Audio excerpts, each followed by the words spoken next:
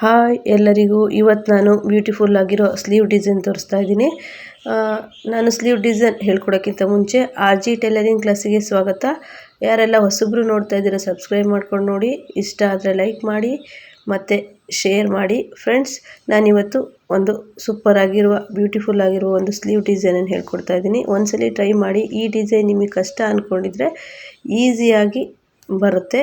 ಒಂದ್ಸಲಿ ಈ ಸ್ಲೀವನ್ನು ಟ್ರೈ ಮಾಡಿ. ತುಂಬ ಚೆನ್ನಾಗಿ ಬಂದಿದ್ದು ಎಂಡಲ್ಲಿ ಮಿಸ್ ಮಾಡಿದೆ, ಎಲ್ಲೂ ಸ್ಕಿಪ್ ಮಾಡ್ದೇ ನೋಡಿ ಫ್ರೆಂಡ್ಸ್. ಇವಾಗ ನಾನು ಸ್ಲೀವ್ ಡಿಸೈನ್ನ ಶುರು ಮಾಡ್ತೀನಿ. ಬನ್ನಿ ಹೇಗೆ ಸ್ಲೀವ್ ಡಿಸೈನಿಗೆ ಅಳತೆ ತೊಗೊಳ್ಳೋದು, ಕಟ್ ಮಾಡೋದು ಅಂತ ಹೇಳ್ಬಿಟ್ಟು ಹೇಳ್ಕೊಡ್ತೀನಿ. ಫ್ರೆಂಡ್ಸ್, ಫಸ್ಟ್ ನಾವು ಮೆಜರ್ಮೆಂಟ್ ಬ್ಲೌಸಿನ ಸ್ಲೀವಿನ ಉದ್ದ ತೊಗೋಬೇಕು. ಸ್ಲೀವಿನ ಉದ್ದ ಬಂದುಬಿಟ್ಟು 11 ಇಂಚಿತ್ತು. ನಾವು 1 ಇಂಚು ಮಾರ್ಜಿನಿಗೆ ಎಕ್ಸ್ಟ್ರಾ ತೊಗೊಂಡೆ ಮತ್ತು 3 ಇಂಚು ಡೌನಿಂಗ್ ತೊಗೊಂಡೆ.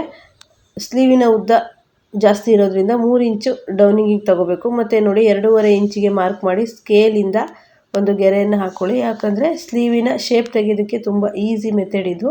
ಟ್ರೈ ಮಾಡಿ. ನೀವು ನಾರ್ಮಲ್ ಸ್ಲೀವಿಗಾದರೂ ಇದೇ ರೀತಿಯಲ್ಲಿ ತಗೊಬೋದು. ಈಗ ಒಂದು ಶೇಪ್ ಕೊಟ್ಕೊಂಡ್ರೆ ಸಾಕು. ಈಗ ಸ್ಲೀವು ರೆಡಿ ಆಯಿತು. ಆದರೂ ಒಂದ್ಸಲಿ ಅಳತೆ ಬ್ಲೌಸನ್ನ ಹಿಡಿದ್ಬಿಟ್ಟು ಕರೆಕ್ಟಾಗಿದೆಯಾ ಅಂತೇಳ್ಬಿಟ್ಟು ಒಂದ್ಸಲಿ ನೋಡ್ಕೊಳ್ಳಿ. ಕರೆಕ್ಟಾಗಿದೆ. ಇದು ತುಂಬ ಚಿಕ್ಕ ಅಳತೆ, ಹಾಗಾಗಿ ಜಾಸ್ತಿ ಬಟ್ಟೆ ಏನೂ ಬೇಡ. ಈಗ ನೋಡಿ ಫ್ರೆಂಡ್ಸ್, ಶೇಪ್ ಕಟ್ ಮಾಡ್ಕೊಳ್ಳಿ. ನಾನು ಇನ್ನೊಂದು ಶೇಪನ್ನು ಸ್ಲೀವ್ ಅಟ್ಯಾಚ್ ಮಾಡುವಾಗ ಕಟ್ ಮಾಡ್ಕೊಳ್ತೀನಿ, ಆದರೆ ಶೇಪನ್ನು ಹಾಕಿದ್ದೀನಿ. ಈಗ ನಾನು ಸ್ಲೀವ್ ಡಿಸೈನ್ಗೆ ಮಾರ್ಕ್ ಮಾಡ್ಕೊಬೇಕು. ನೋಡಿ 12 ಇಂಚಿದೆ.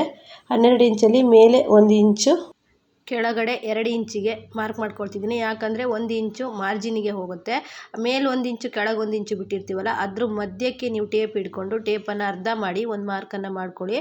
ಆ ಮಾರ್ಕಿಂದ ಪಕ್ಕಕ್ಕೆ ಅರ್ಧ ಇಂಚು ಮತ್ತು ಮೇಲಕ್ಕೆ ಅರ್ಧ ಇಂಚು ಕರೆಕ್ಟಾಗಿ ಮೆಜರ್ ಬರುತ್ತೆ. ಫ್ರೆಂಡ್ಸ್, 4 ಇಂಚಿಗೆ ಕಾಣ್ತಾ ಇದೆಯಲ್ಲ, ಆ 4 ಇಂಚಿಗೆ 2 ಇಂಚಿಗೆ ಅರ್ಧ ಅರ್ಧ ಮಾರ್ಕ್ ಮಾಡ್ಕೊಬೇಕು. ಈಗ ನಾವು ವಿ ಶೇಪನ್ನು ಕೊಟ್ಕೊಳ್ಳೋಣ.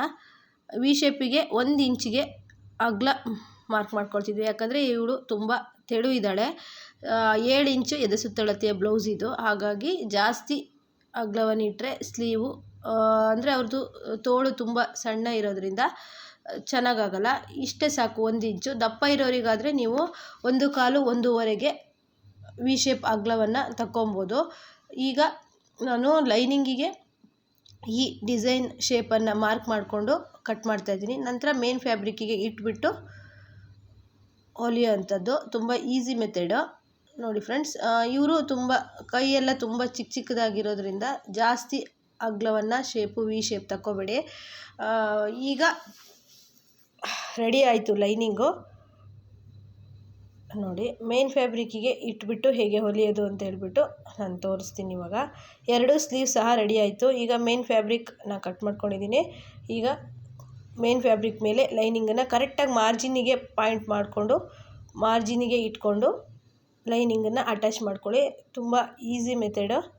ನೋಡಿ, ಈ ರೀತಿ ಸೇಮ್ ಲೈನಿಂಗ್ ಹೇಗೆ ಅಟ್ಯಾಚ್ ಮಾಡ್ಕೊಳ್ತೀರೋ ಅದೇ ರೀತಿ ಅಟ್ಯಾಚ್ ಮಾಡ್ಕೊಳ್ಳಿ. ಎಕ್ಸ್ಟ್ರಾ ಫ್ಯಾಬ್ರಿಕ್ಕನ್ನು ಕಟ್ ಮಾಡ್ತಾಯಿದ್ದೀನಿ. ಈಗ ಕೂಳೆ ಮೇಲೆ ಹೊಲಿಗೆನ ಹಾಕ್ಕೊಳ್ಳಿ. ನೋಡಿ ಫ್ರೆಂಡ್ಸ್, ಈಗ ನೀವು ಸೇಮ್ ಸ್ಲೀವ್ ಲೈನಿಂಗ್ ಹೇಗೆ ಅಟ್ಯಾಚ್ ಮಾಡ್ತೀರೋ ಅದೇ ರೀತಿ ಸ್ಲೀವನ್ನು ಅಟ್ಯಾಚ್ ಮಾಡೋದು. ಸ್ಲೀವ್ ಲೈನಿಂಗ್ ಅಟ್ಯಾಚ್ ಆದಮೇಲೆ ಈ ಡಿಸೈನ್ ಮೇಲೆ ಸ್ಟಿಚ್ ಮಾಡೋ ಅಂಥದ್ದು.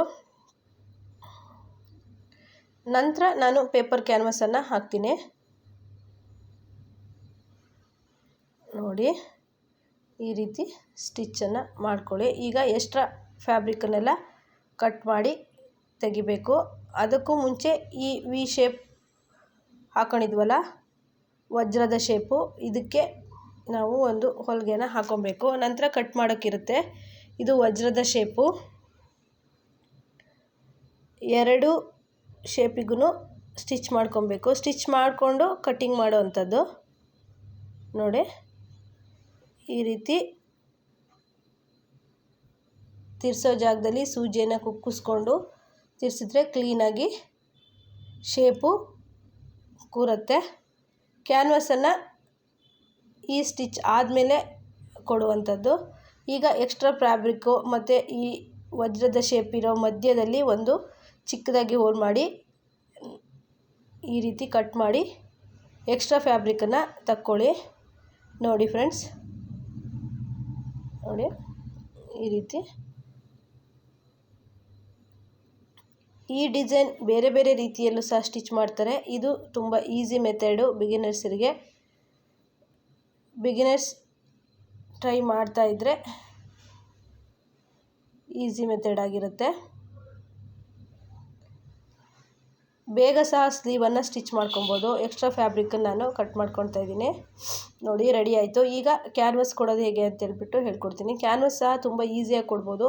ನೀವು 4 ಸೆಂಟಿಮೀಟ್ರಲ್ಲಿ ಈ ಕ್ಯಾನ್ವಸನ್ನು ಮತ್ತು ಲೈನಿಂಗನ್ನು ಕಟ್ ಮಾಡ್ಕೋಬೇಕು. ಲೈನಿಂಗು ಸ್ವಲ್ಪ ಜಾಸ್ತಿ ಕಟ್ ಮಾಡ್ಕೊಬೇಕು. ಕ್ಯಾನ್ವಸ್ಗೆ ಸಾಕು 4 ಇಂಚಿಗೆ. ನೋಡಿ ಮೇನ್ ಫ್ಯಾಬ್ರಿಕ್ ಮೇಲೆ ಇಟ್ಬಿಟ್ಟು ಈ ರೀತಿ ಲೈನಿಂಗ್ ಅಡಿಯಿಂದ ಸ್ಟಿಚ್ ಮಾಡ್ಕೊಳ್ಳಿ. ಈ ಡಿಸೈನ್ ವಜ್ರದ ಶೇಪ್ ಇದೆಯಲ್ಲ, ಅದೇ ಶೇಪಲ್ಲೇ ಕ್ಯಾನ್ವಸ್ ಇಟ್ಕೊಂಡು ಸ್ಟಿಚ್ ಮಾಡಿಕೊಂಡು ಕಟಿಂಗ್ ಮಾಡಿ ಉಲ್ಟಾ ಫೋಲ್ಡ್ ಮಾಡಬೇಕು ಫ್ರೆಂಡ್ಸ್. ಕ್ಯಾನ್ವಸ್ ಕೊಟ್ಟಿರೋದ್ರಿಂದ ಸ್ಟಿಫಾಗಿ ನಿಲ್ಲತ್ತೆ. ಫ್ರೆಂಡ್ಸ್, ಡಿಸೈನ್ ಎಲ್ಲ ಹೇಗೆ ಅನ್ನಿಸ್ತಿದೆ, ಇನ್ನೂ ಯಾವ ರೀತಿ ಡಿಸೈನ್ ಹೇಳ್ಕೊಡ್ಬೇಕು ಅಂತ ನನಗೆ ಕಮೆಂಟ್ ಮಾಡಿ. ನಿಮ್ಮ ಕಮೆಂಟಿಗೆ ಉತ್ತರವನ್ನು ಕೊಡ್ತೀನಿ. ನೋಡಿ ಈಗ ಕ್ಯಾನ್ವಸ್ ಅಟ್ಯಾಚ್ ಆಯಿತು. ಈಗ ಸ್ವಲ್ಪ ಬಟ್ಟೆ ಬಿಟ್ಬಿಟ್ಟು ಕ್ಯಾನ್ವಸನ್ನು ಬಿಟ್ಬಿಟ್ಟು ಕಟ್ ಮಾಡ್ಕೊಳ್ಳಿ. ನಂತರ ಒಂದು ಸ್ಟಿಚ್ ಹಾಕಿ ಉಲ್ಟಾ ಫೋಲ್ಡ್ ಮಾಡಬೇಕು. ಆಗ ಕ್ಯಾನ್ವಸ್ ಕೊಟ್ಟಿರೋ ರೀತಿಯೇ ತುಂಬ ಚೆನ್ನಾಗಿ ಬರುತ್ತೆ ಸ್ಲೀವು. ಈಗ ಒಂದು ಸ್ಟಿಚ್ಚನ್ನು ಹಾಕ್ಕೊಳ್ಳಿ.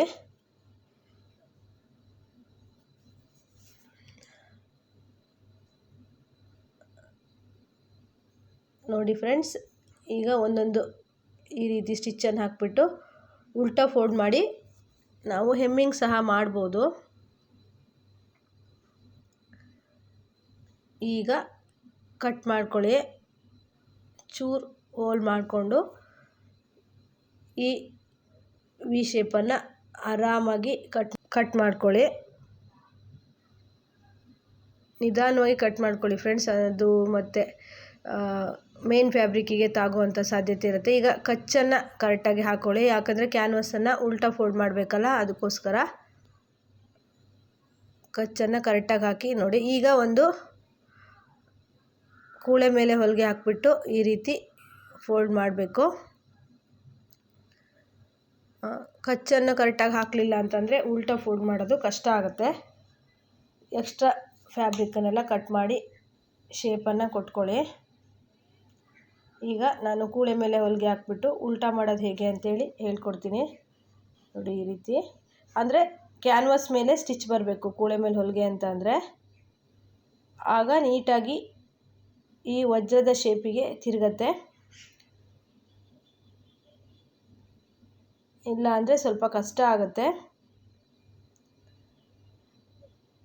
ಇನ್ನು ಈ ರೀತಿಯೇ 3 ಈ ವಿ ಶೇಪನ್ನು ಕೊಡ್ಬೋದು. ನನಗೆ 2 ಸಾಕು ಅಂತ ಹೇಳಿದರು, ಹಾಗಾಗಿ 2 ಕೊಟ್ಟಿದ್ದೀನಿ. ಸ್ವಲ್ಪ ಚಿಕ್ಕದಾಗಿ ಕಟ್ ಮಾಡಿಕೊಂಡ್ರೆ 3 ಆಗುತ್ತೆ. ಇವರು 2 ಸಾಕು ಅಂತ ಹೇಳಿದರು, ಹಾಗಾಗಿ 2 ಮಾತ್ರ ನಾನು ವಿ ಶೇಪ್ ಮಾಡಿ ಕೊಟ್ಟಿದ್ದೀನಿ. ಇದರ ಮಧ್ಯೆ ಬೇಕಾದರೆ ಹಾಗೆ ಬೇಕಾದರೂ ನೀವು ಬಿಟ್ಕೋಬೋದು. ಇಲ್ಲಾಂದರೆ ಏನಾದರೂ ಡಿಸೈನನ್ನು ಕೊಡ್ಬೋದು. ನಾನು ಚಿಟ್ಟೆ ಡಿಸೈನನ್ನು ಕೊಡ್ತಾ ಇದ್ದೀನಿ. ಸ್ಯಾರಿ ಪೀಸ್ ತಗೊಂಡು ಈ ವಿ ಶೇಪ್ ಮಧ್ಯ ಚಿಟ್ಟೆ ಡಿಸೈನನ್ನು ಕೊಡ್ತಾ ಇದ್ದೀನಿ. ನೋಡಿ ಈಗ ಒಂದು ಹೊಲಿಗೆಯನ್ನು ಹಾಕ್ಕೊಳ್ಳಿ. ಕರೆಕ್ಟಾಗಿ ಅದೇ ಶೇಪ್ ಬರುತ್ತೆ. ಈ ಡಿಸೈನ್ ತುಂಬ ಚೆನ್ನಾಗಿ ಕಾಣುತ್ತೆ ಫ್ರೆಂಡ್ಸ್. ಟ್ರೈ ಮಾಡಿ ನೋಡಿ. ಈ ರೀತಿ ಸ್ಟಿಚ್ಚನ್ನು ಮಾಡ್ಕೊಳ್ಳಿ, ಚೆನ್ನಾಗಿ ಬರುತ್ತೆ. ತುಂಬ ಈಸಿ ಸಹ ಇದೆ. ಕಸ್ಟಮರ್ಗೆ ಮಾಡಿಕೊಡಿ, ಇಲ್ಲಾಂದರೆ ನೀವು ಫಸ್ಟ್ ಸ್ಟಿಚ್ ಮಾಡ್ಕೊಳ್ಳಿ. ನಂತರ ಯಾರಾದರೂ ಕೇಳಿದರೆ ಸ್ಟಿಚ್ ಮಾಡಿಕೊಡಿ ಅಂದರೆ ಸ್ಟಿಚ್ ಮಾಡಿಕೊಡಿ. ಫಸ್ಟು ಯಾವುದೇ ಬಟ್ಟೆ ಆದರೂ ನೀವು ಸ್ಟಿಚ್ ಮಾಡ್ಕೊಂಡು ಹಾಕ್ಕೊಬೇಕು. ಆಗ ನಾವು ಹಾಕ್ಕೊಂಡು ಹೋದಾಗ ನೋಡಿದಂತಹ ಕಸ್ಟಮರು ಚೆನ್ನಾಗಾಗಿದೆ ಹೊಲ್ಕೊಡಿ ಅಂತ ಹೇಳ್ತಾರೆ. ಹೀಗೂ ಸಹ ಕಸ್ಟಮರ್ ಬರುವ ಸಾಧ್ಯತೆ ಇರುತ್ತೆ ಫ್ರೆಂಡ್ಸ್. ಇದಕ್ಕೆ ನಾನು ಲೇಸನ್ನು ಕೊಡ್ತೀನಿ. ಲೇಸ್ ಆದರೂ ಕೊಡ್ಬೋದು. ಇಲ್ಲಾಂದರೆ ನಿಮಗೆ ಲೇಸ್ ಎಲ್ಲ ಬೇಡ ಅಂತಂದರೆ ಹಾಗೆ ಸಹ ಬಿಡ್ಬೋದು. ಏನು ಚೆನ್ನಾಗಿ ಕಾಣುತ್ತೆ. ನಿಮಗೆ ಯಾವ ರೀತಿ ಇಷ್ಟ, ಕಸ್ಟಮರ್ ಯಾವ ರೀತಿ ಹೇಳ್ತಾರೆ ಆ ರೀತಿ ಮಾಡಿಕೊಡಿ. ನಾನಿಲ್ಲಿ ಲೇಸನ್ನು ಕೊಡ್ತೀನಿ. ಸ್ಯಾರಿ ಪೀಸಲ್ಲಿ ಚಿಟ್ಟೆಯನ್ನು ಮಾಡಿ ಲೇಸನ್ನು ಕೊಡ್ತೀನಿ. ಯಾವ ರೀತಿ ಅಂತ ಹೇಳ್ಕೊಡ್ತೀನಿ, ಸ್ಕಿಪ್ ಮಾಡದೆ ನೋಡಿ ಫ್ರೆಂಡ್ಸ್. ನೋಡಿ, ಎಕ್ಸ್ಟ್ರಾ ದಾರನೆಲ್ಲ ಕಟ್ ಮಾಡ್ಕೊಬೇಕು ಆಗಿಂದಾಗೆ. ಈಗ ನಾನು ಸ್ಯಾರಿ ಪೀಸಲ್ಲಿ ಚಿಟ್ಟೆ ಮಾಡೋದಕ್ಕೆ ಸ್ಟಿಚ್ ಮಾಡ್ಕೊಳ್ತಾ ಇದ್ದೀನಿ. ಚೆನ್ನಾಗಾಗತ್ತೆ ಈ ಡಿಸೈನು. ಇನ್ನು ಇದೇ ರೀತಿ ಶೇಪ್ ಕೊಟ್ಟು ನೀವು ಬೇರೆ ಬೇರೆ ಥರ ಡಿಸೈನ್ ಸಹ ಮಾಡ್ಬೋದು. ನಾನು ಮುಂದಿನ ವಿಡಿಯೋದಲ್ಲಿ ಇದೇ ಡಿಸೈನಿಗೆ ಬೇರೆ ಬೇರೆ ಥರ ಡಿಸೈನನ್ನು ಯಾವ ರೀತಿ ಕೊಡೋದು ಅಂತ ಹೇಳ್ಕೊಡ್ತೀನಿ. ಹೊಸಬ್ರು ನೋಡ್ತಾ ಇದ್ದರೆ ಸಬ್ಸ್ಕ್ರೈಬ್ ಮಾಡ್ಕೊಂಡು ನೋಡಿ ಫ್ರೆಂಡ್ಸ್. ಇನ್ನು ಯಾವ ರೀತಿ ವಿಡಿಯೋ ಮಾಡಬೇಕು ನಾನು ಅಂತ ಹೇಳಿಬಿಟ್ಟು ಕಮೆಂಟ್ ಮಾಡಿ. ನಿಮ್ಮ ಕಮೆಂಟಿಗೋಸ್ಕರ ಕಾಯ್ತಾ ಇರ್ತೀನಿ. ನೋಡಿ, ಈ ರೀತಿ ಸ್ಟಿಚ್ ಹಾಕ್ಕೊಂಡು ಉಲ್ಟಾ ಮಾಡಿ ನಾನು ಸ್ಟಿಚ್ ಮಾಡ್ತೀನಿ. ಸ್ಲೀವ್ಗೆ ಚಿಟ್ಟೆ ಥರ ಬರುತ್ತೆ. ಸೂಜಿಯಲ್ಲಿ ಫಸ್ಟು ಹೊಲ್ಕೊಬೇಕು. ಈ ರೀತಿ ಹೊಲ್ಕೊಂಡು ಗಟ್ಟಿಯಾಗಿ ಕಟ್ಟಿ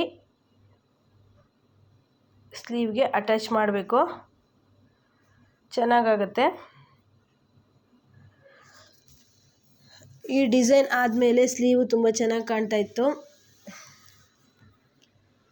ಈ ಥರ ಕಟ್ಕೊಳ್ಳಿ.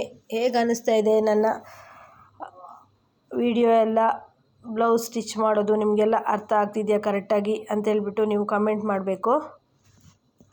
ಈಗ ನಾನು ಸ್ಲೀವ್ಗೆ ನೋಡಿ ಈ ಥರ ಮಧ್ಯ ಸೆಂಟ್ರಲ್ಲಿ ಮಾರ್ಕ್ ಮಾಡಿಕೊಂಡು ಚಿಟ್ಟೆ ಡಿಸೈನನ್ನು ಕೊಡ್ತಾ ಇದ್ದೀನಿ.